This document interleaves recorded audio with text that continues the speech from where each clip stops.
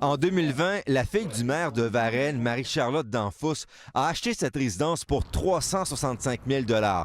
C'est son père, Martin Danfous, qui l'a mise en contact avec le propriétaire, un homme âgé. La maison n'a jamais été affichée publiquement en vente. Quelques semaines après la transaction, le conseil municipal a adopté à huis clos la création d'une rue voisine. Cette décision a permis de subdiviser le terrain, ce qui a augmenté considérablement la valeur.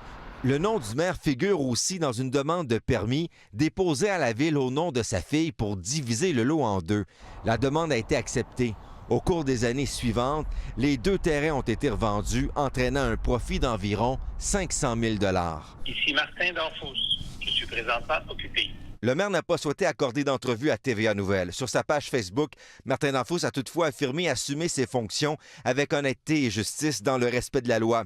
Il a ajouté qu'il répondrait prochainement avec les précisions qui s'imposent afin de faire connaître sa version des faits. On reste surpris. Il y a anguille sous roche. C'est bizarre un peu. Comme un genre de conflit. Il y a un conflit d'intérêts, c'est sûr, certain. Qu'est-ce que le maire aurait dû faire? De ne pas s'en mêler. Au bureau d'enquête, le maire a d'abord reconnu s'être placé en situation d'apparence de conflit d'intérêts.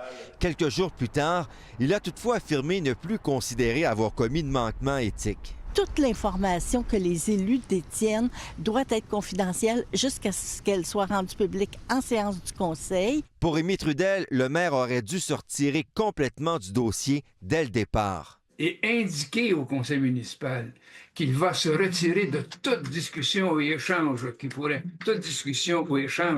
qui va se déployer autour de cette question-là. Selon lui, Martin Danfous devrait se retirer du conseil municipal temporairement.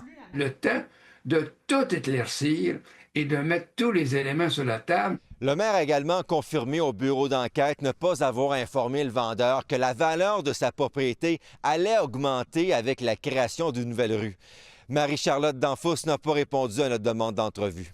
Kevin Crank-Desmarais, TVA Nouvelles, Varennes.